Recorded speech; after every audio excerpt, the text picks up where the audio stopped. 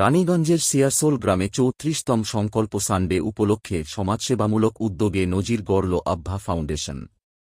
সংস্থার প্রতিষ্ঠাতা পরিতোষ শেখর সিংয়ের নেতৃত্বে আয়োজিত হয় আভা কি পাঠশালা দ্বিতীয় পর্ব। এই উদ্যোগে প্রায় ১০০ জন দুস্থ শিশুর হাতে তুলে দেওয়া হয় প্রয়োজনীয় শিক্ষা সামগ্রী এবং খাবারের প্যাকেট। পাশাপাশি শিশুদের ভবিষ্যৎ গঠনে শিক্ষার গুরুত্ব সম্পর্কেও সচেতন করা হয়। সংস্থার পক্ষ থেকে জানানো হয়েছে, আগামী দিনেও সমাজের প্রতিটি প্রান্তে যেখানে প্রয়োজন সেখানে সাহায্য ও দিকনির্দেশনা পৌঁছে দেওয়ার লক্ষ্যে তারা কাজ চালিয়ে যাবে।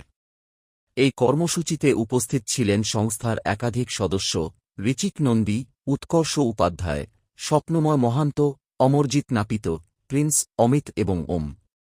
তাদের সম্মিলিত প্রচেষ্টায় এই উদ্যোগটি হয়ে উঠেছে সফল ও তাৎপর্যপূর্ণ।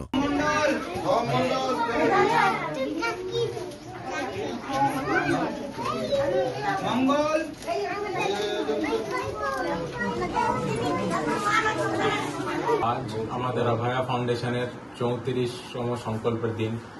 আজকে সানডের দিনে আমরা এসেছি রাজবাড়ি সিয়ারসোল গ্রামে।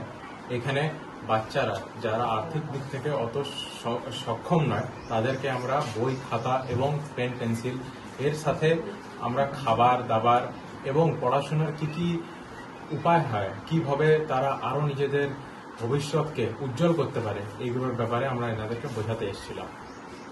এটা একটি খুবই সক্ষম আমাদের মিশন হয়েছে। এখানে প্রায় ১০০টি বাচ্চাদেরকে আমরা বই, খাতা এবং লেখাপড়ার জন্য কালার পেন্সিল, পেন আর কপি এইসব ডিস্ট্রিবিউট করেছি। সাথে আমরা খাবারের প্যাকেট দিয়েছি যাতে বাচ্চাদের মুখে একটা হাসি ফোটে।